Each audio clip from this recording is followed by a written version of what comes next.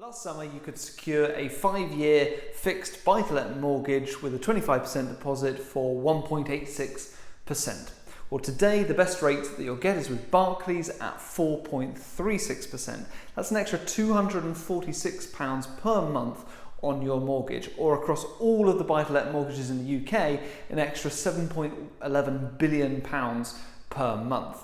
So on the back of this rise in interest rates and the recent changes to Section 24 affecting the bottom line for landlords, a lot of people are asking the question, is buy-to-let still profitable today? Well, here's some more information that is very relevant to answering that question. First of all, 79.9% of buy-to-let mortgages are interest-only mortgages compared to just 12.3% of home buyers. So that means that mortgage payments are, generally speaking, a lot lower for landlords with buy-to-let mortgages. They'll be making lower monthly payments. So these interest rate changes will affect the bottom line less for them than if they were not on an interest-only mortgage. Also, 93.2% of new buy-to-let mortgages taken out over the last 2 years have been put on a fixed rate. So that means that these interest rate changes won't immediately affect those landlords.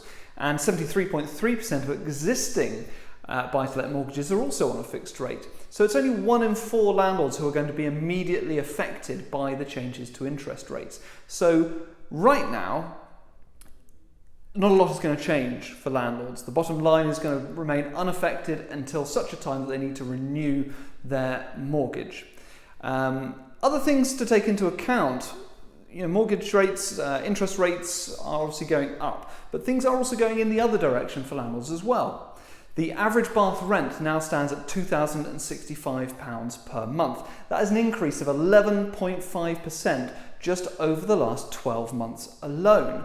So rents are going up. Landlords are charging tenants more, partially to recoup their interest payments going up. That, I think, will be something we see more and more over the coming years as landlords do drop off their fixed rate mortgages. Add to that over the last 18 months, the average void period has diminished by on average by about 41.4%. There is less downtime between tenancies these days, and this has been fueled by the overwhelming tenant demand that we've seen over the last year. So properties are remaining empty for less time. That means fewer costs in between tenancies for landlords and less lost income in between tenancies. I'm just going to end on a final statistic that I obviously like, but then I'm biased, and this is based on the government's own data. Landlords who don't use a professional letting agent are 272.5% more likely to have a tenant with rent arrears of over 2 months. So it literally does pay to use a professional and regulated letting agent. You're far more likely to have a tenant who pays you promptly and in full. So, reverting back to the question that I asked at the beginning of this video, is buy-to-let still profitable? Well, yes, it can be.